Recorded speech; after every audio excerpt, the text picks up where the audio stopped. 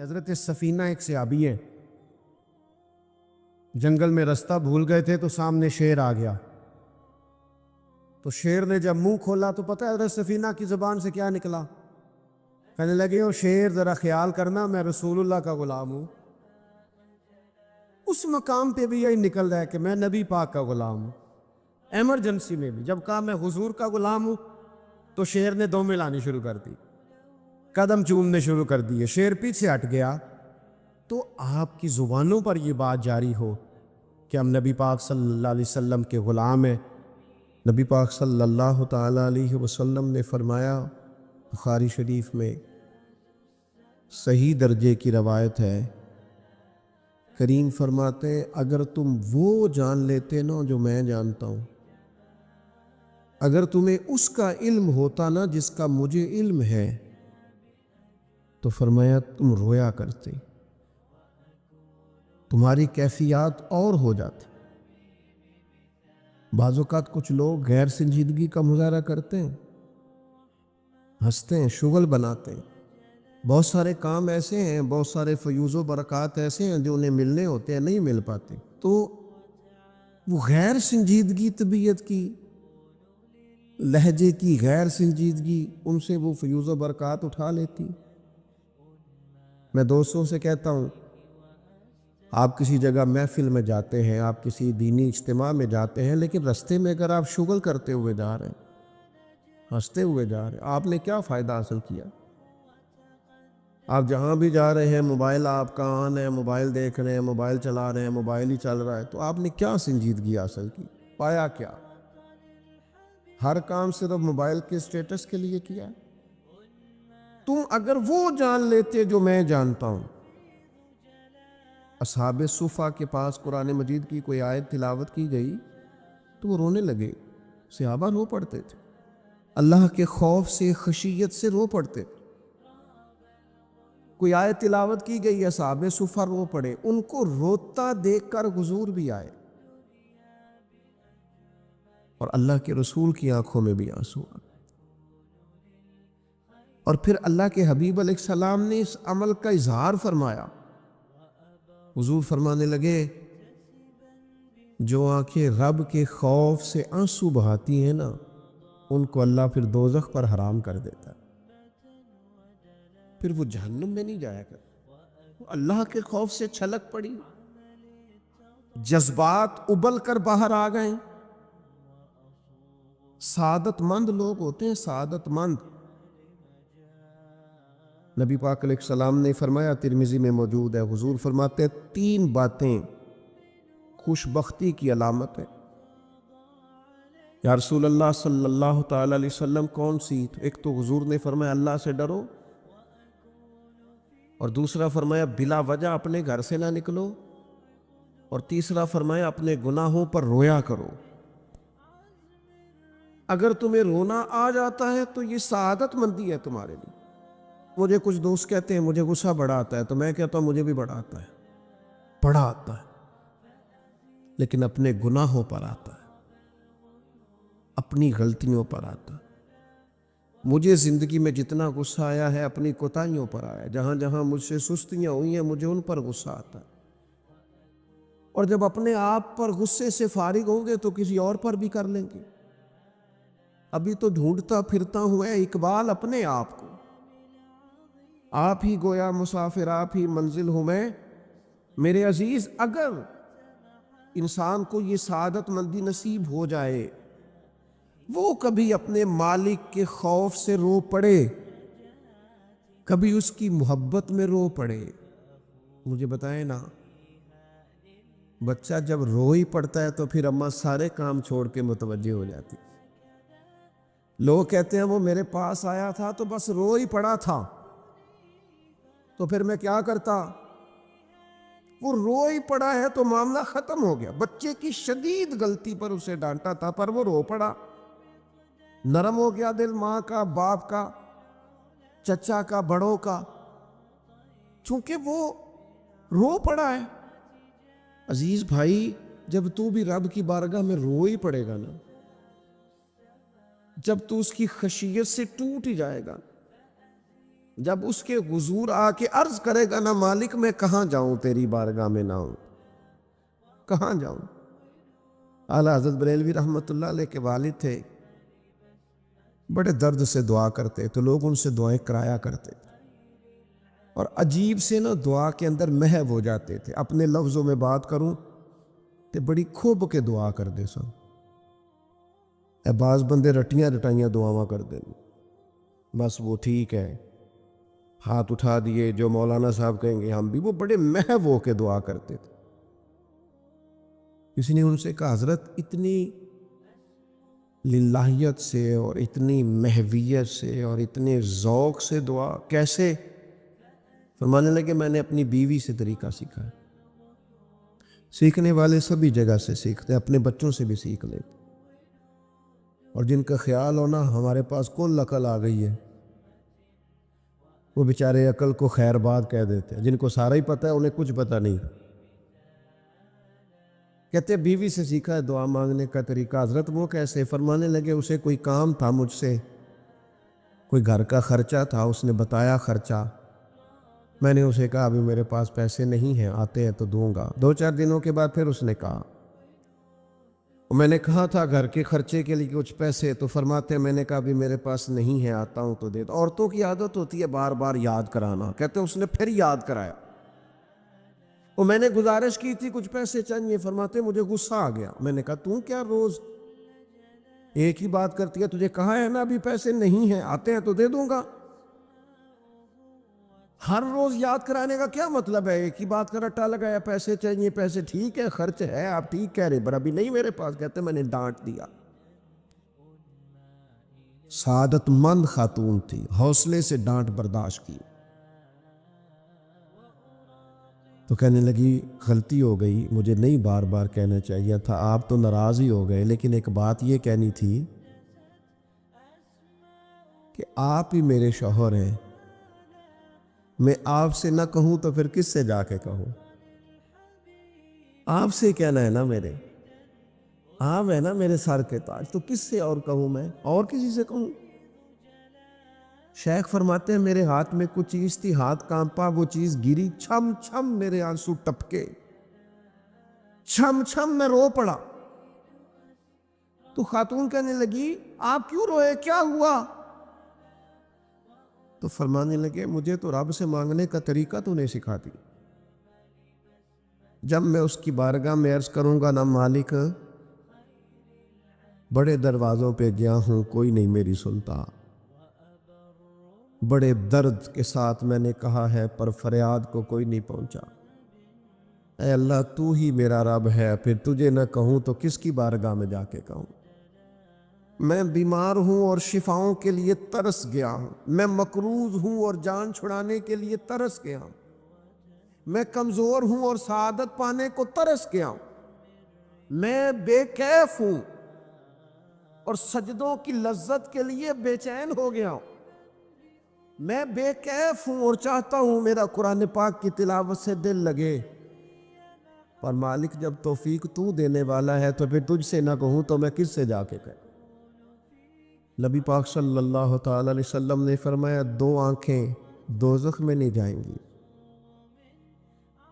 یا رسول اللہ صلی اللہ علیہ وسلم اتنا کرم، وہ 2 آنکھیں کون سی ہیں؟ فرمایا ایک وہ جو اللہ کی راہ میں رات جاگتی رہی، کسی سرحد پر پہرا دیا، کوئی ڈیوٹی کی، کوئی خدمت کی، راہ خدا میں جو آنکھیں بیدار رہی راہ خدا میں، دوزخ میں نہیں جائیں گی۔ اور دوسرا فرمایا جو رب کی یاد میں رو پڑی، جس سے خشیت آئی، جو ڈر گیا، پر ڈرا اللہ کے، آنسو فار سیل نہ ہو، کوئی اداکاری کا ماحول نہ بنائے، وہ اس طرح نہ ہو رو رو کے دعا، رقت انگیز دعا، اور فلاں کیا بات، فلاں کے بڑا رلایا اور فلاں میں بڑا درد تھا اور فلاں کے آنسو نکل آئے اور پیر صاحب کی بلا رو ہی پڑے، فار سیل نہ ہو چیزیں، اداکاری نہ ہو، اس کی طبیعت پر پورا اثر ہو۔ اور جب خشیت کے ساتھ وجود کانپتا ہے، وہ کسی نے کہا تھا کہ آنسو قربت کا سبب ہوتے ہیں، جب آپ کی روح کسی کی روح سے ملتی ہے تب آنسو نکلتے. جب تو اللہ سے پورا جڑ جاتا ہے نا، جب رسول کائنات کی بارگاہ سے تیری پوری توجہ لگ جاتی ہے، پھر آنسو بن کر دل تے پار پوے جس ویلے ادو پار بناون اکھیاں، بے درداں محبوباں دے سارے ناز اٹھاون اکھیاں. عزیز دوست، جب آپ پورے طور پر جڑ جاتے، او یارو کتنا روئے ہیں مسلمان اقوام متحدہ کے سامنے جا کے، کتنی قراردادیں پیش کی تم نے سلامتی کونسل میں. حتیٰ کہ مسلمانوں کے جو امیر ملک تھے ان کی تنظیمیں بنی، کوئی مسلمانوں کی داد رسی کو نہیں پہنچا. میری کو بہت لمبی عمر تو نہیں ہے، پر میں نے برما میں مسلمانوں کے کٹتے ہوئے حالات دیکھے، خبریں آئیں، ہم نے دیکھی کٹتے اور سسکتے مسلمان ہم نے دیکھے. ہم نے دیکھا لیبیا پہ حملہ ہوا اور ٹوٹ گیا سارا ملک. میں نے وہ منظر دیکھا جب غوث پاک کے بغداد میں بمب گرے. ہم نے وہ دور دیکھا جب کسی نے خبر دی کہ کربلا میں پھر سے کربلا برپا ہے. ہم نے وہ منظر دیکھا جب پتہ چلا کہ پھر سے مولا علی کے نجف اشرف کو اجاڑا جا رہا ہے. ہم نے وہ سارے منظر بار بار دیکھے، بار بار سنے، اور اب تو شرم آتی ہے. میرا دل کرتا ہے میں فلسطین کا نام نہ لیا کروں. شرم آتی. یہ کوئی ہماری تقریروں کے موضوع ہے؟ یہ کوئی ہمارے کالم نکلے کے عنوان ہے؟ یہ کو ہمارے موبائل پہ لگانے کے سٹیٹس ہے؟ یہ تو شرم سے مر جانے کا مقام ہے. یہ کوئی گردنیں اٹھا کے بات کرنے والی بات ہے؟ یہ موبائل پہ ایک دوسرے کو ویڈیو دکھانے کا منظر ہے؟ رمضانوں میں، شاموں میں اپنے اپنے بچوں کو سینوں سے لگا کے افطاریاں کرانے والوں، اور بچوں سے پوچھ لے والوں کہ پتر تو کی کھانا ہے، اس سے پوچھ لے اس کی مرضی کیا ہے. تمہیں پتہ ہے فلسطین کی بیٹیاں بھی سیدہ خدیجہ الکبریٰ کی بیٹیاں، وہ مومنوں کی مائیں ہیں تو ان کی بھی تو مائیں ہیں نا. فلسطین کی بہنیں بھی صبح قیامت حضرت فاطمہ کے پلو میں پناہ لیں گی. نبی پاک صلی اللہ تعالی علیہ وسلم نے فرمایا من اذا مسلمن فقد اذانی. میں کیسے وہ بات آپ کے دلوں تک اتاروں کہ حضور نے فرمایا جب میرے مسلمان کو تکلیف ہوتی ہے تو مجھے تکلیف ہوتی ہے، مجھے درد ہوتا ہے. اس رسول کی امت جو کافروں کی رسیاں زور سے باندھی جائیں تو حضور فرمائیں ڈھیلی کر دو. یہ ہائے ہائے کرتے ہیں تو مجھے نیند نہیں آتی. اگر بدر میں قیدی بنا کے لایا گیا کافر ہائے ہائے کرے تو حضور کو نیند نہیں آتی، تو مجھے بتاؤ کہ فلسطین کی بیٹیاں ہائے ہائے کرتی ہیں تو گنبد خضرا میں محبوب کو آرام ہے؟ میرے عزیز، بے حسی کی زندگی، چھوٹے موٹے بیانات، تو بھی کہہ دے تو بھی کہہ دے، تھوڑا سا فلانے کا بیان نہیں آیا، کیا کرنا ہے بیان دے کے؟ کیا بات کرنی ہے تذکرہ کر کے؟ دوستو آؤ، رو کے دیکھ لیا ساری دنیا کے سامنے، کچھ رب کے سامنے رو کے نہ دیکھ لیں. اب اسے کہے نا، اب حضور کی بارگاہ میں عرض کر کے نہ دیکھ لے کہ تجھ سے فریاد ہے اے گنبد خضرا والے، اب کعبے والوں کو ستاتے ہیں کلیسا والے.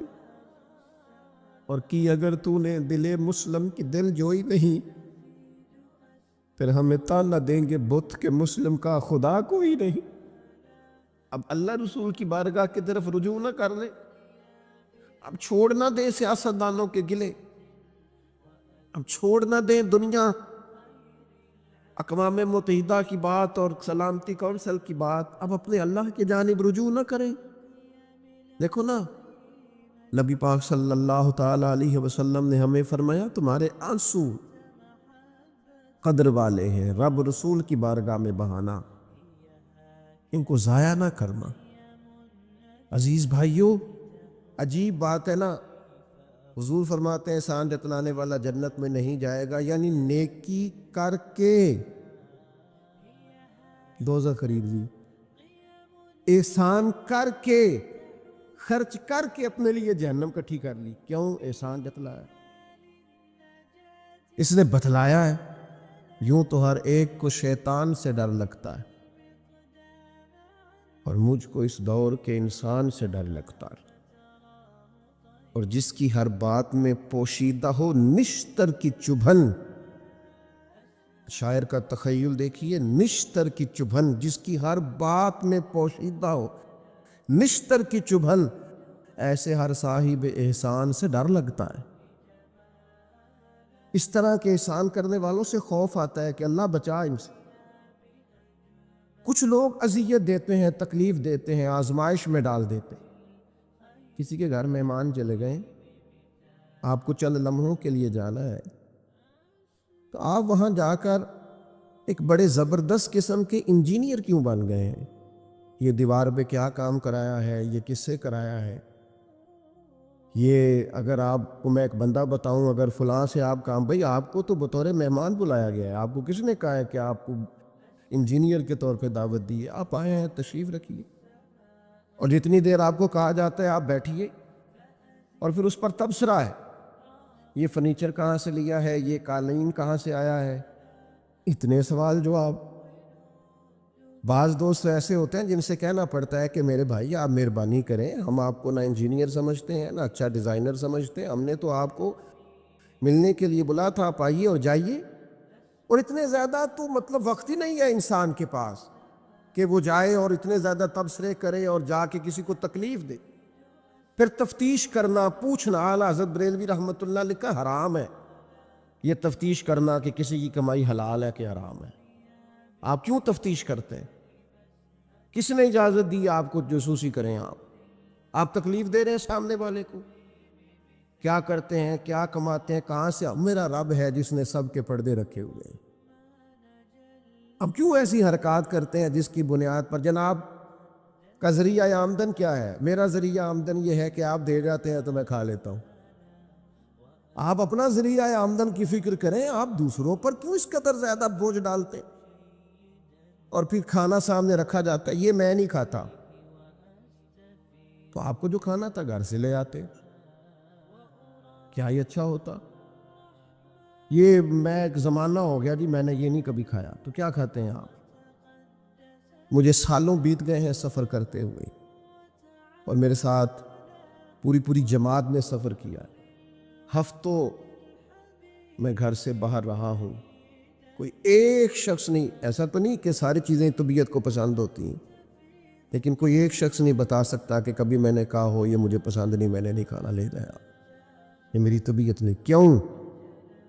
میں ایک دفعہ اپنے حضرت صاحب کے ساتھ تھا، ایک جگہ پہ کھانا آیا، تو میں نے گھر والوں سے کہا نمک دیجئے گا ذرا، تو صاحب فرمانے لگے بیٹا آپ نے وہ حدیث نہیں پڑھی کہ حضور نے فرمایا کھانا پسند نہ ہو تو چھوڑ دو لیکن عیب نہ نکالو؟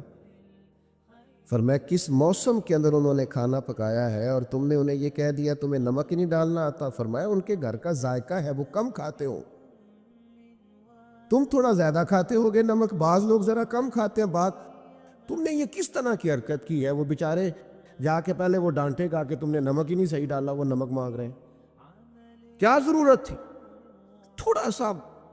وہ حضرت سلمان فارسی رضی اللہ تعالیٰ عنہ کے گھر میں مہمان آ گئے، آپ نے کھانا رکھا تو وہ صاحب کہنے لگے کبھی پودینے کی چٹنی ہو جاتی نا، تو اب ان کے پاس پیسے نہیں تھے، ان کا لوٹا تھا ان کے پاس پیتل کا یا لوہے کا، لے جا کے گروی رکھا کسی کے ہاں، جو وضو کے لیے رکھا ہوا تھا جناب سلمان فارسی نے، پھر وہ لوٹا گروی رکھ کے پیسے لائے، اس کا پودینہ خریدا اور لا کے مہمان کو دیا، تو مہمان کہنے لگا جی اللہ کا شکر ہے ہم قناعت پسند ہیں، جو مل جائے کھا لیتے ہیں۔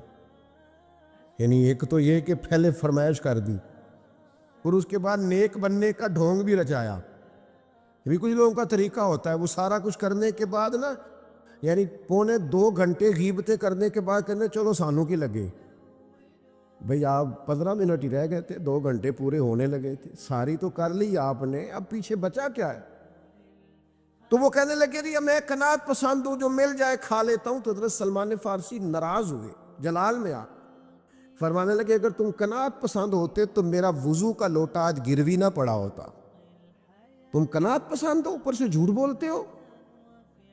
لیکن تکلیف دینا، اذیت پہنچانا، ذہنی طور پر کسی کو ٹارچر کرنا، میری اب کبھی طبیعت خراب ہو جاتی ہے نا جی، تو چونکہ محبت کرنے والوں کی لسٹ لمبی ہے، طبیعت خراب ہو جاتی ہے تو میں بتاتا نہیں، کتنے کتنے دن خبر نہیں ہوتی، میری خواہش ہوتی ہے۔ پچھلے دنوں بھی ایک پورا دن ہاسپٹل میں گزارنا پڑا، میں نے بتایا نہیں، افواہ تھی کہ میری طبیعت خراب ہے، لوگوں نے پوچھ پوچھ کر بیمار کر دیا، نئے سرے سے بتانا پڑتا ہے ہویا کی سی۔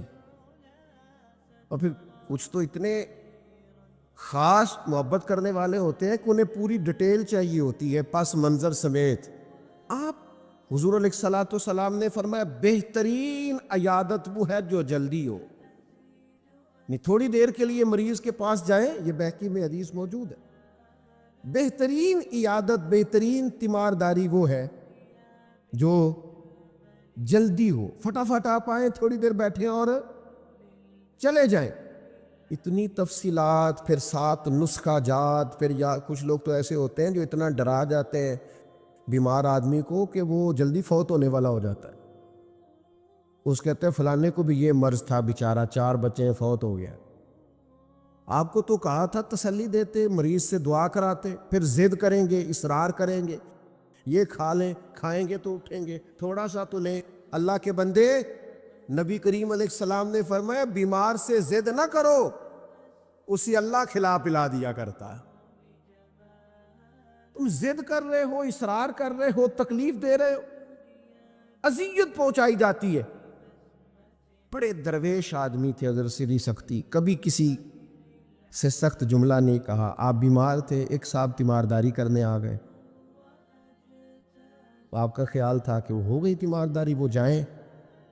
کئی لوگ ان کے بعد آئے چلے گئے، آئے چلے گئے، لیکن بیٹھے ہوئے ہیں، جا ہی نہیں رہے۔ تو حضرت سری سختی رحمۃ اللہ تعالیٰ علیہ، اب بعض دفعہ مروت ایسی ہوتی ہے کہ بندہ اپنی زبان سے معزز آدمی کہہ نہیں پاتا، لیکن وہ چونکہ تکلیف میں تھے، سردی کا موسم تھا تو دروازہ کھلا رہ گیا، تو وہ صاحب کہنے لگے حضور دروازہ بند کر دوں، ٹھنڈ آ رہی ہے۔ تو فرمانے لگے کر دیجئے، لیکن اگر کبھی باہر سے کر دینا تو ذرا زیادہ بہتر ہو جائے۔ معنی یہ تھا کہ آپ تشریف لے جائیں، چلے جائیں نہیں کہتے بزرگ۔ آپ کچھ لوگ ایسے ہوتے ہیں انہیں رخصت بھی ذرا اعزاز کے ساتھ کرنا پڑتا ہے۔ آپ تشریف لے جائیں اور دروازہ باہر سے بند کر دیں تاکہ ہوا بھی نہ آئے اور آپ جیسا کوئی پکا مہمان دوبارہ بھی نہ آئے۔ تشریف لے جائیں، تکلیف نہیں دیں، اذیت نہ دیں کسی شخص کو کسی بھی طرح سے پریشان۔ ایک ہمارے ہاں اور بڑا مسئلہ ہے، میں تو مذاق کر رہا تھا۔ مذاق کیا ہوتا ہے؟ مذاق تو جاہلوں کا کام ہے۔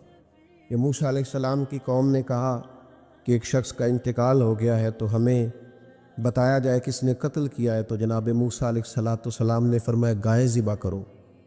تو ان لوگوں نے کہا آپ ہم سے مذاق کرتے ہیں، اتتخذونہ ہزوا، آپ ہم سے مذاق کرتے ہیں؟ تو فرمایا اعوذ باللہ ان اکون من الجاہلین، میں اللہ کی پناہ چاہتا ہوں کہ میں جاہلوں میں سے ہو جاؤں۔ مذاق کرنے کو جناب موسیٰ نے، قرآن مجید کا پہلا پارہ کہتا ہے جاہلوں کا کام کہا ہے۔ مذاق ٹھیک ہے، دل لگی ٹھیک ہے، یعنی آپ خوش طبعی کریں۔ مذاق تو کسی کے عیب کا ہوتا ہے، تیری آنکھ کس طرح کی ہے، تیری ناک چپٹی ہے، یہ مذاق ہوتا ہے۔ کسی کے رنگ کو لے کر، کسی کے قد کو لے کر، کسی کی توتلی زبان کو لے کر، یہ جاہلوں کی علامت۔ آپ دل لگی کریں، حضور بھی دل لگی فرماتے، مسکراتے دل لگی کریں، اس میں کسی کو تکلیف نہیں ہوتی، کسی کا عیب نہیں اچھلتا، کوئی بات ایسی خوشی کی آپ اس پہ خوش ہو جائیں۔ لیکن آپ یہ جو رویے ہمارے ہاں پائے جاتے ہیں یہ مذاق ہے، اور مذاق شریعت میں جاہلوں کی علامت ہے۔ حضور فرماتے ہیں قیامت والے دن وہ لوگ جو لوگوں کا مذاق اڑاتے تھے، تکلیف دیتے تھے، قیامت والے دن ان کے ساتھ یہ معاملہ ہوگا کہ جنت کا دروازہ ان کے لیے کھولا جائے گا، پھر بند کر دیا جائے گا، پھر کھولا جائے گا، پھر بند کر دیا جائے گا، پھر کھولا جائے گا، اور پھر دوبارہ وہ کہیں گے یہ کیا ہو رہا ہے؟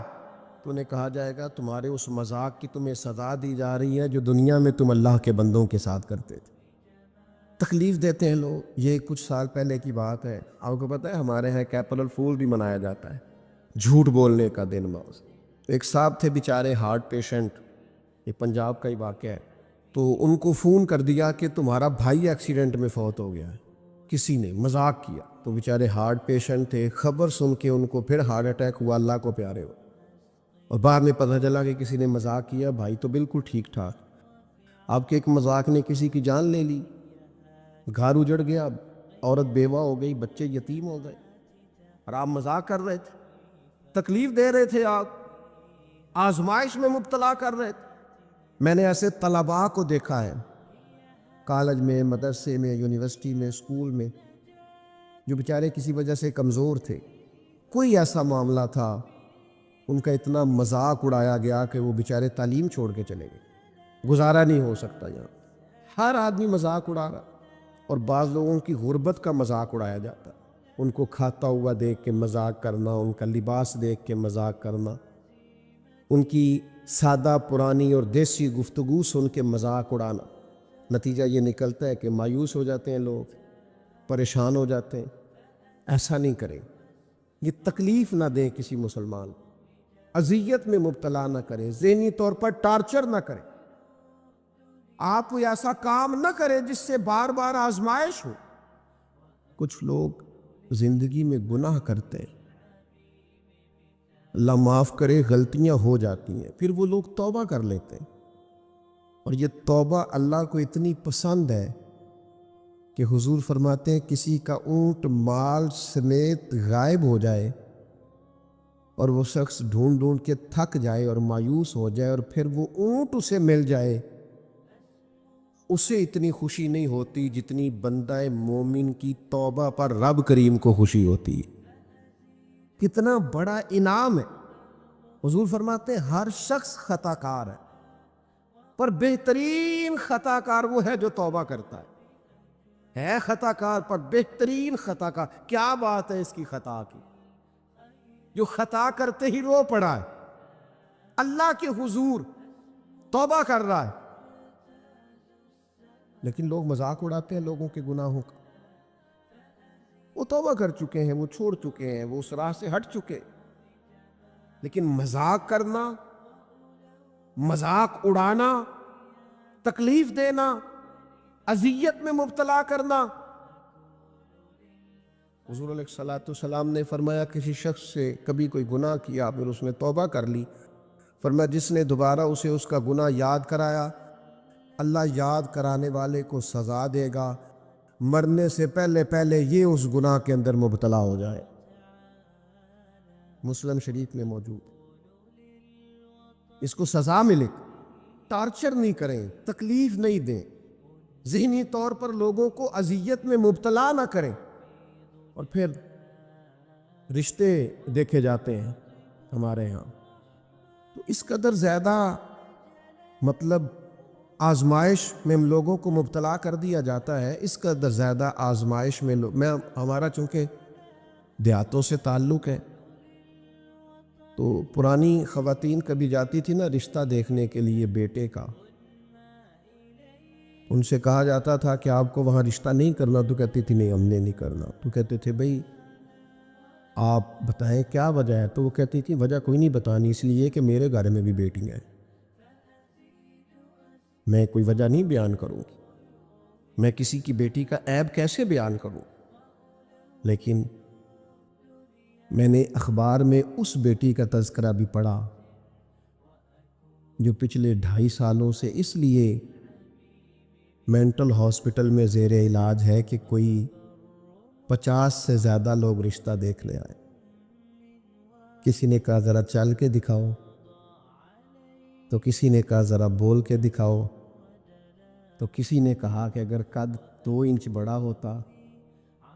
اتنی تکلیف، اتنی اذیت. اور اس دین کے ماننے والے جو دین ہمیں سبق دیتا ہے کہ بیٹیاں اور بہنیں ہوتی برابر ہیں، وہاں یہ رویہ ہمارا.